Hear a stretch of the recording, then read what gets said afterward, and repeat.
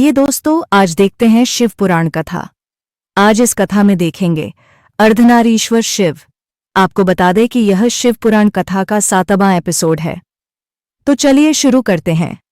सृष्टि के प्रारंभ में जब ब्रह्मा जी द्वारा रची गई मानसिक सृष्टि विस्तार न पा सकी, तब ब्रह्मा जी को बहुत दुख हुआ।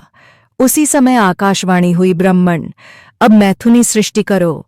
आकाशवाणी सुनकर ब्रह्मा जी ने मैथुनी सृष्टि रचने का निश्चय तो कर लिया, किंतु उस समय तक नारियों की उत्पत्ति न होने के कारण वे अपने निश्चय में सफल नहीं हो सके।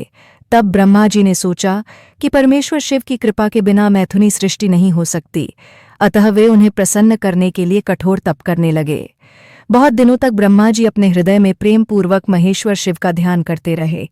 तीव्र तप से प्रसन्न होकर भगवान उमा महेश्वर ने उन्हें अर्धनारीश्वर रूप में दर्शन दिया। महेश्वर शिव ने कहा, पुत्र ब्रह्मा, तुमने प्रजाओं की वृद्धि के लिए जो कठिन तप किया है, उससे मैं परम प्रसन्न हूँ। मैं तुम्हारी इच्छा अवश्य पूरी करूँगा। ऐसा कहकर शिवजी ने अपने शरीर के आधे भाग से उमा देवी को अलग कर दिया। ब्रह्मा ने कहा, एक उचित सृष्टि निर्मित करने में अब तक मैं असफल रहा हूँ। मैं अब स्त्री पुरुष के समागम से मैं प्रजाओं को उत्पन्न कर सृष्टि का विस्तार करना चाहता हूँ। परमेश्वरी शिवा ने अपनी भौहों के मध्य भाग से अपने ही समान कांतिमती एक शक्ति प्रकट की। सृष्टि निर्माण के लिए शिव की वह शक्ति ब्रह्मा जी की प्रार्थना के अनुसार दक्ष की पुत्री हो गई। इस प्रकार ब्रह्मा जी को उपकृत कर तथा अनुपम शक्ति देकर देवी शिवा महादेव जी के शरीर में प्रविष्ट हो गईं। यही अर्धनारीश्वर शिव का रहस्य है और इसी से आगे सृष्टि का संचालन हो पाया, जिसके नियामक शिव शक्ति ही हैं। अर्धनारीश्वर शिव हिंदू धर्म के एक महत्वपूर्ण रूप हैं, जो भगवान शिव और देवी पार्वती के संयुक्त रूप में प्रस्तुत किए जाते हैं। अर्धनारीश्वर शब्द संस्कृत के 2 शब्दों से बना है, अर्ध आधा और नारीश्वर स्त्री का स्वामी, अर्थात यह रूप आधे में शिव और आधे में पार्वती के रूप में चित्रित होता है। इस रूप में भगवान शिव का आधा भाग पुरुष और आधा भाग महिला का रूप धारण करता है, जो अद्वितीय और प्रतीकात्मक है। अर्धनारीश्वर के महत्व और प्रतीकवाद, सांस्कृतिक और धार्मिक दृष्टिकोण। अर्धनारीश्वर का रूप एकता और संतुलन का प्रतीक है। यह दर्शाता है कि शाश्वत ब्रह्म का कोई लिंग या भेद नहीं होता और शिव और पार्वती के बीच में कोई अंतर नहीं है। इस रूप में पुरुष और महिला के गुणों का एक संगम है, जो सृष्टि के रचनात्मक और विनाशात्मक तत्वों के बीच संतुलन बनाए रखता है। शिव और पार्वती का मिलन। अर्धनारीश्वर में भगवान शिव और देवी पार्वती का मिलन होता है, जो उनके प्रेम और सामंजस्य को दर्शाता है। यह भी दिखाता है कि जीवन के प्रत्येक पहलू में दोनों शक्तियों का सामूहिक योगदान होता है। पुरुष और महिला दोनों का योगदान अनिवार्य है। शिव के रूपों का संग्रह।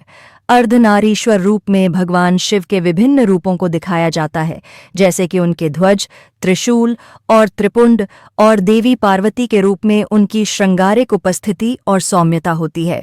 इसका उद्देश्य दर्शाना है कि देवता और देवी दोनों सृजन और पालन के लिए आवश्यक हैं। दर्शन और ध्यान। अर्धनारीश्वर का रूप ध्यान और साधना में भी महत्वपूर्ण है। यह योगियों को यह संदेश देता है कि वे अपने भीतर के दोनों पहलुओं पुरुषत्व और स्त्रीत्व को संतुलित कर आत्मज्ञान की ओर बढ़ें। कला और मूर्तिकला में चित्रण। अर्धनारीश्वर का चित्रण हिंदू मंदिरों और कला में बहुत प्रसिद्ध है। आमतौर पर इसे भगवान शिव के शरीर के आधे हिस्से के रूप में दिखाया जाता है और बाकी आधा पार्वती के रूप में, जो परिधान और आभूषणों से सुसज्जित होती हैं। अर्धनारीश्वर का संकल्पना। यह रूप यह भी दर्शाता है कि ब्रह्मा, विष्णु और शिव के तीनों रूप में शक्ति के विभिन्न आयाम होते हैं, लेकिन कोई भी शक्ति अधूरी नहीं होती।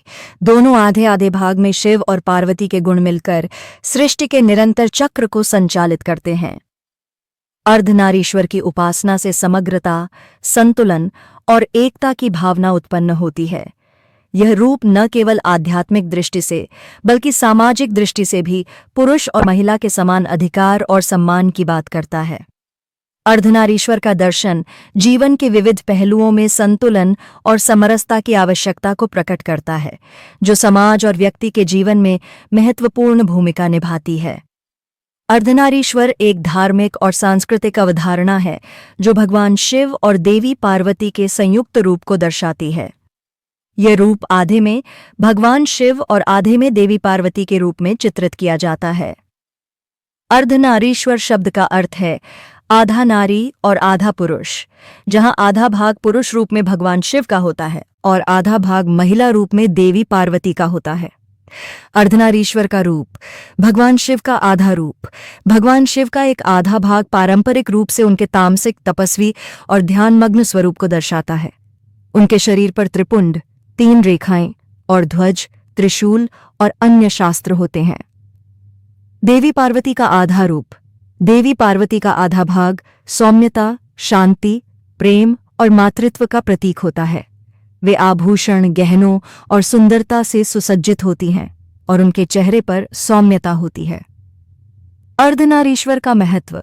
अर्धनारीश्वर का रूप पुरुष और महिला के बीच सामंजस्य, समानता और संतुलन का प्रतीक है। यह दिखाता है कि भगवान शिव और देवी पार्वती के बिना एक दूसरे के बिना अस्तित्व नहीं हो सकता। दोनों का मिलन शाश्वत जीवन और सृष्टि के संचालन के लिए आवश्यक होता है।